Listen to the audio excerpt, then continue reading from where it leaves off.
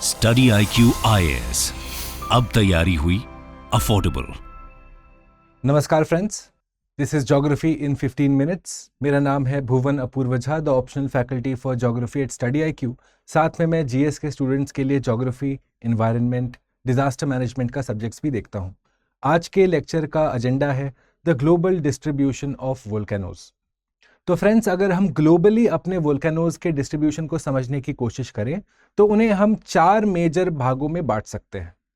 अगर आप ये पीछे हमारे जो मैप मैं आपके सामने यहाँ प्रस्तुत कर रहा हूँ उसको अगर ध्यान से देखेंगे तो यू विल फाइंड कि एक ऐसा बेल्ट है जो पैसिफिक ओशन के इर्द गिर्द पूरा फैला हुआ है, जिसे हम कहते हैं दी सर्कम पैसिफिक बेल्ट। यहाँ पे एक तरह का वोल्केनिज्म चल रहा है। क्यों चल रहा है, क्या प्रोसेस है, वो आज क्लास में जानेंगे।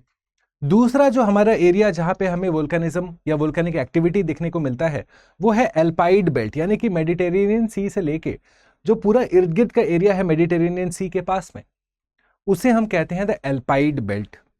तीसरा is when you go to the Atlantic Ocean. आप लोगों को पता है कि अटलांटिक ओशन के बीचों बीच है मिड अटलांटिक ओशनिक रिज, जहां से आपका मैग्मा ऊपर आ रहा है, सॉलिडिफाई कर रहा है और अटलांटिक ओशन एक्सपैंड कर रहा है।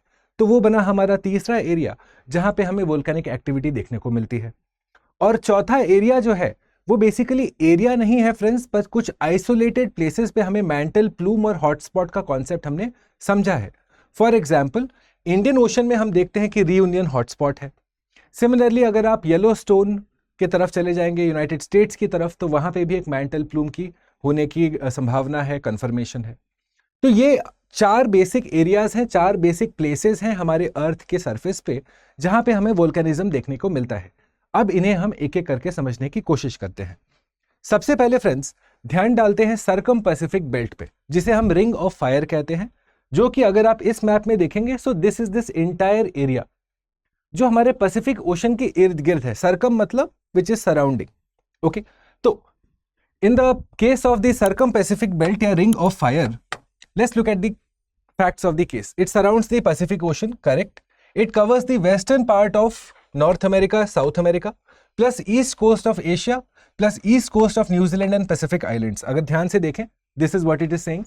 West coast of North America, South America, east coast of Australia, New Zealand and Asia. Right?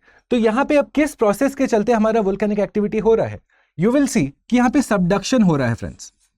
पिछले क्लासेस में आपको हमने बताया हुआ है, in case you have forgotten, कि आपका जो सबडक्शन का प्रोसेस है where two plates are moving towards each other, और उसमें हम देखते हैं कि जो मेरा डेंसर प्लेट होगा जिसकी डेंसिटी हाई होगी वो डाइव करता है, यानी कि सबडक्ट करता है। तो हम देखते हैं हमारा ओशनिक प्लेट्स जो है, क्योंकि वो ज्यादा डेंस होते हैं तो वो डाइव करते हैं, और उसी डाइव करने की क्रिया में यू सी कि वहां पे पार्शियल मेल्टिंग होता है। पार्शियल मेल्टिंग होने के चलते आपके वोल्केनिक आर्क्स डिफाइन होंगे, आइलैंड्स डिफाइन होंगे और वोल्केनिक एक्टिविटी आप एक्सपेक्ट कर सकते हैं। Right, so this is the case with the global distribution of volcano at circum Pacific belt. देखिए, subduction of oceanic plate. Oceanic plate क्यों सबडक्ट कर रहा है? क्योंकि डेंसिटी ज्यादा है। Below the continental plate leads to the melting of the crust, thus magma formation, और इसीलिए वोल्केनिक एक्टिविटी आप डिफाइन करते हो। यहाँ पे आपको अर्थक्वेक्स भी काफी ज्यादा देखने को मिलेगा, और अर्थक्वेक्स है तो साथ में सुनामी भी आप काफी ज्यादा एक्सपेक्ट कर सकते हैं in the case of circum Pacific belt. Right friends, okay, आगे बढ़ा जाए, इसके एग्जांपल्स देखते हैं। For example, Saint Helens United States में कैस्केडस रेंज में है। Mount Fuji part of Japanese volcanic arc है। क्राकाटोआ, हाँ, जिसका इरप्शन 1873 में आप देखते हैं कि ग्लोबल कूलिंग कर देता है। आने वाले क्लासेस में हम क्लाइमेट फोर्सिंग और वोल्केनो के बारे में भी समझेंगे। Similarly Pinatubo margin of Pacific पे है, फिलीपींस प्लेट के पास में। All of these are associated with my circum Pacific belt. ये रहा पहला डिस्ट्रीब्यूशन। दूसरा, मिड कॉन्टिनेंटल बेल्ट, या जिसे हम एल्पाइड बेल्ट कह रहे हैं फ्रेंड्स, यानी कि अगर मैप पे मैं देखना चाहूं सो this is the area that I am talking about. ये जो ब्लैक कलर में आप देख रहे हैं ये है मेरा एल्पाइड बेल्ट या मिड कॉन्टिनेंटल बेल्ट, जो मेडिटेरेनियन सी के पास में उपस्थित है। Okay, so let's focus on this. It stretches from the Mediterranean Sea through the Middle East up till South East Asia. यहां पे क्या एसोसिएट करते हैं? कॉन्टिनेंटल कोलिजन हो रहा है, कन्वर्जेंस हो रहा है।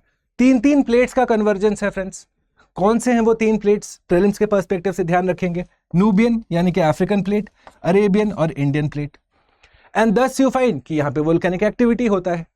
अब आपने अपने हिस्ट्री में पढ़ा होगा वेसुवियस के बारे में, एटना के बारे में, all of them are associated with my mid continental plate. चलिए जल्दी से इसके एग्जाम्पल्स देखा जाए friends. Mount Etna, correct, Vesuvius, Damavand फेंस ईरान में स्थित है, एल्बर्ट्स माउंटेन रेंज का ये पार्ट है, ठीक है, दामावंद, ये भी एग्जाम्पल के तौर पे आप याद रखेंगे for the prelims perspective. Similarly Santorini, friends आप सब ने देखा होगा वो ग्रीस का वो आइलैंड जहां पे लोग शादी ब्याह करने जाते हैं, करेक्ट। क्या आपको पता था कि वो भी एक वोल्केनिक आइलैंड है फ्रेंड्स? तो Santorini in Greece, it is a part of the volcanic island arc in the Aegean sea. ये सारी चीजें याद रखेंगे क्योंकि प्रीलिम्स पर्सपेक्टिव में आपको थोड़ा सा हेल्प तो करेगा। Try to correlate it with the mapping. Map या एटलस को साइड में रख के उसके बाद इन एग्जाम्पल्स को देखें, एक तरीके से लिंक करिए हर एक वोल्केनो को उसके एरिया के साथ, करेक्ट। आगे बढ़ते हैं, अब देखते हैं मिड ओशनिक रिज, जिसे हम कहते हैं कि हमारे अटलांटिक ओशन के बीचों बीच है, राइट। दिस, ये जो आप देख रहे हो, ये लाल जो है अटलांटिक ओशन के बीचों बीच, ये है हमारे मिड ओशनिक रिज।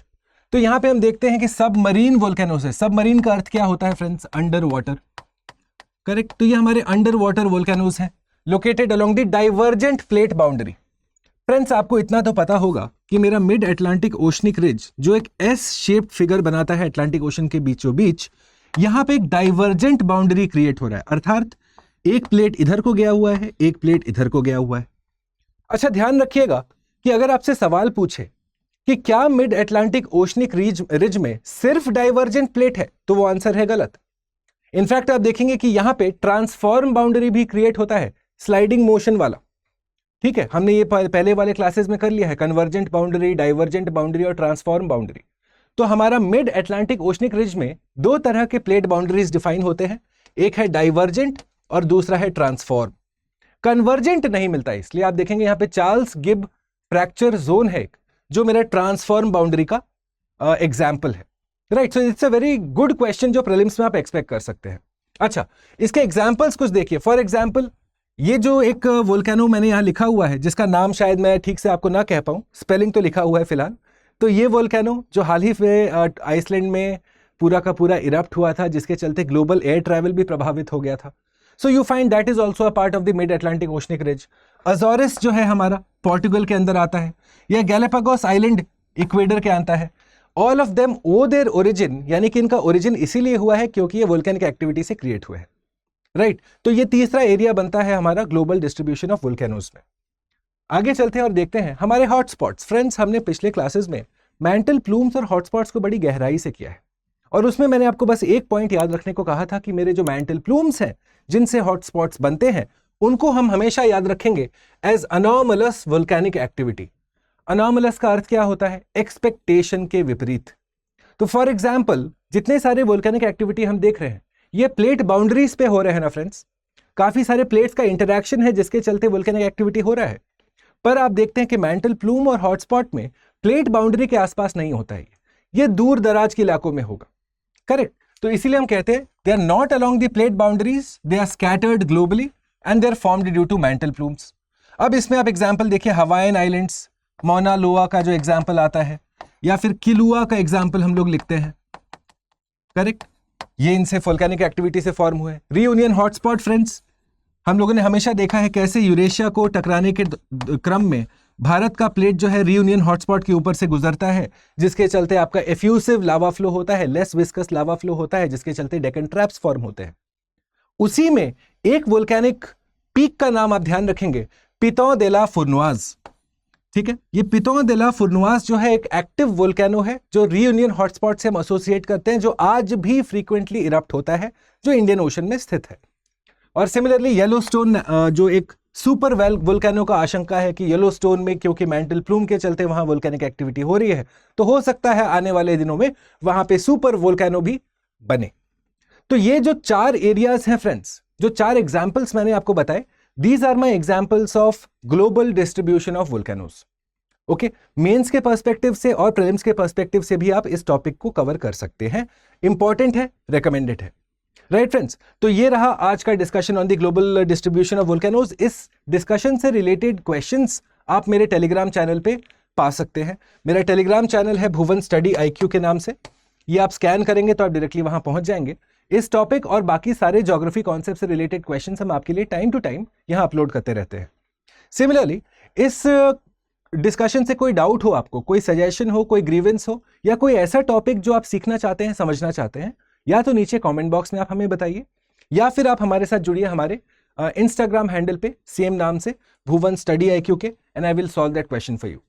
जाने से पहले फ्रेंड्स, स्टडी IQ के वेबसाइट से आप जब भी कोई कोर्स के लिए साइन अप करते हैं, ऑप्शनल बैच के लिए साइन अप कर रहे हैं, for example geography optional batch, या फिर आप कोई टेस्ट सीरीज ले रहे हैं, कोई किताब ले रहे हैं, याद रखिएगा कि 1000 MCQ सीरीज का जो किताब है स्टडी IQ का, ये रिकमेंडेड किताब है अगर इस सीरीज का आप फुल फायदा उठाना चाहते हैं।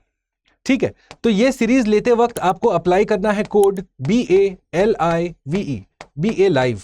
ये कोड जब आप अप्लाई करते हैं तो आपको मैक्सिमम डिस्काउंट मिलेगा। You get the maximum discount on all deliverables of Study IQ, even if you are signing up for the Pratigya Plus batches, or if you are signing up for optional courses, or if you are signing up for books, test series, the maximum discount is provided to you once you use the code BALIVE.